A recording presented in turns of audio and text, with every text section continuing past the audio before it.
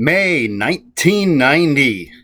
I'm only a few months away from ending my tour in Iceland and my time in the Air Force.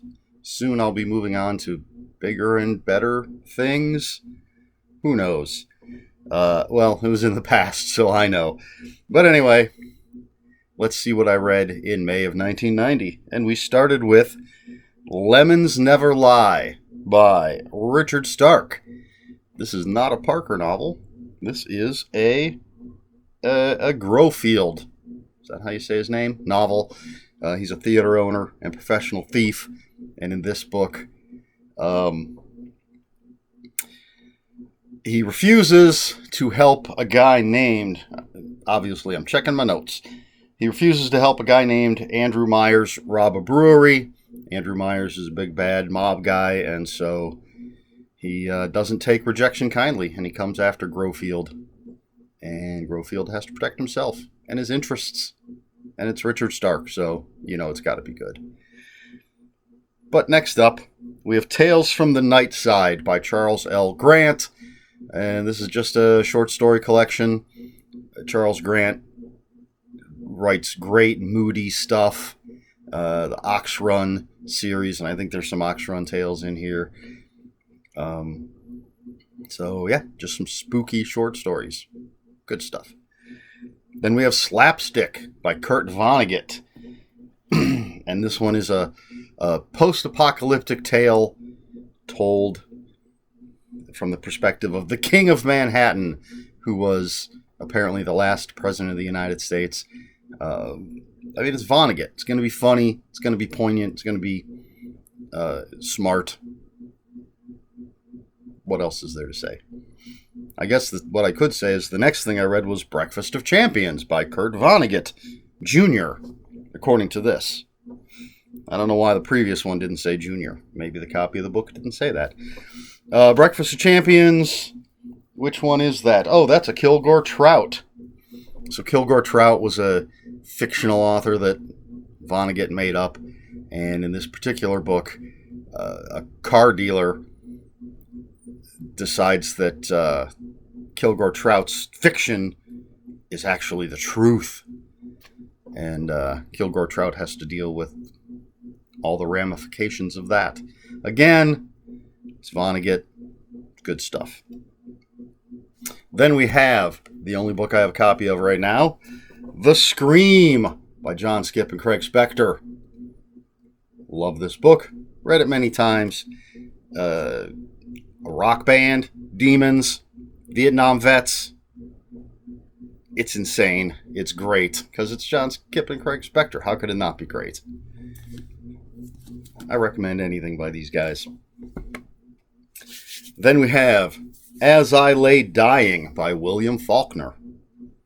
And so this is about the Bundren family as they travel across Mississippi to bury, what's her name? Where'd it go? Addie, who's the wife and mother of the family. And it's told from all the different family members' perspectives. It's a classic. I don't remember anything about it. Then we have Slaughterhouse-Five, Kurt Vonnegut Jr. Possibly his best-known work, arguably. And this is the story of Billy Pilgrim. Focuses on the bombing of Dresden, and there's a lot of time jumping. There's or time travel, I guess, not just time jumping, as Billy Pilgrim tries to figure out what life is all about.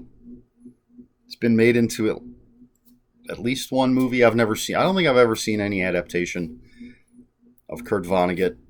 And right off the bat, I can say that's not true because I think I saw someone adapted Harrison Bergeron, which is a story I love. But anyway, it's Slaughterhouse-Five. Again, it's Kurt Vonnegut Jr. It's good stuff. I really should read some more or reread some Vonnegut. But again, who has time?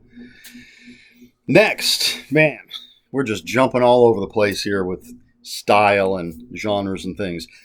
Doc Savage Omnibus Volume 10 by Kenneth Robeson. So in Bantam's quest to reprint all of the Doc Savage stuff, they started out, every book was a single Doc Savage adventure. Then eventually they started printing 2 in 1. Then they went to the omnibus formula, which they each have 3 or 4 or 5.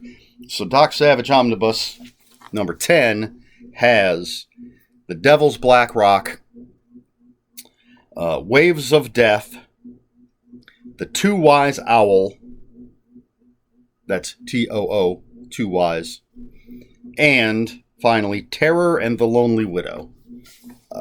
It's pulpy goodness. I love Doc Savage. I have only a couple of the Omnibuy up there. I'm pointing at my Doc Savage collection. And let's see, there's 1, 2, 3, 4, 5 of the double novels, and then a bunch of the other ones. Not nearly as much as I used to have. Anyway, we'll move on. Next was The Men's Club by Leonard Michaels. And this, I don't remember anything about this, but apparently it is about 7 men that gather to form a group to talk about things. It says it's a novel about manhood in the age of therapy. I don't know if it's still relevant today, if it does not age well, because I don't remember anything about it, but I'm guessing this is something I found on the shelf at the library in Iceland and just decided to read it. Next we have The Vision by Dean R. Koontz, and this is about a character whose name is Mary Bergen, and she's a psychic. She helps the police solve crimes. She's after a serial killer, but there's secrets in her past, and they're coming back. So there you go. Dean Koontz. Still digging him at this point in time. 1990. Not currently. And then finally, a book that I really, really wish I had. I have not found the copy that I want yet because I want that specific cover. Bethany's Sin by Robert R. McCammon. I absolutely love the cover that I'm looking for with the full moon and the horse coming straight at you, if I remember correctly, Yeah, great cover, great book. So Evan Reed and his wife and daughter moved to the small town of Bethany's Sin, and there's weird goings-on and mysterious hoofbeats, and spoilers, it's witches. I don't know, I think that's pretty, I don't even know, it might say that on the back of the cover, but if not, I just spoiled it for you. No, it doesn't matter. It's a great book to read. It's Robert R. McCammon. Come on, people. And that's it. That's all I've got for you. That was pretty quick. I flew through those. It's early Sunday morning. Not really feeling it. I'll tell you that for free. So, let's see. This week's question. I was going to go with, who is your favorite pulp hero? Mine is Doc Savage. There's so many to choose from. So many great characters. From Conan to Tarzan, John Carter, the Shadow, the Spider, the Avenger. But Solomon Kane, my favorite Robert E. Howard character. But Doc Savage, I don't know. Just something about the Doc Savage character and his 5 companions and the crazy adventures they get into. I love Doc Savage. But, okay, so call that a bonus question.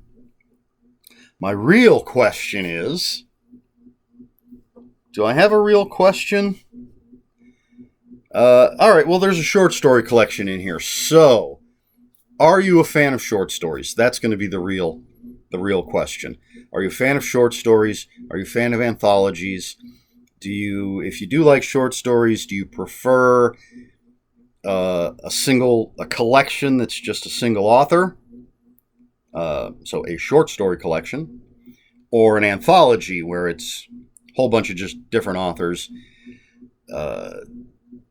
They tend to be themed. I'm going to go out on a limb and say you tend to have a theme. Sometimes it's just best of or something. But so do you like short stories? And then do you have a preference? Not that it matters. It's a sub question. Do you prefer a collection of all a single author's work or an anthology with a whole bunch of different authors? So there you go. You kind of got two questions for the price of one. I should hold on to these questions. I'm going to run out very soon. All right. So if you have any comments, questions, or corrections of your own, please put them in the comments below. Comments are open for spoilers. Just post spoiler warning. We try to be polite here on my channel. Please like, share, and subscribe. If you'd care to follow me on other social media, my Twitter is @Ronin5757. My Instagram, where I post pictures of books, comics, board games, and fuzzy animals, is Eric Smith 5757. That's Eric with a K, ERIKSMITH 5757. That's all I've got for you this time. So until next time, read more books.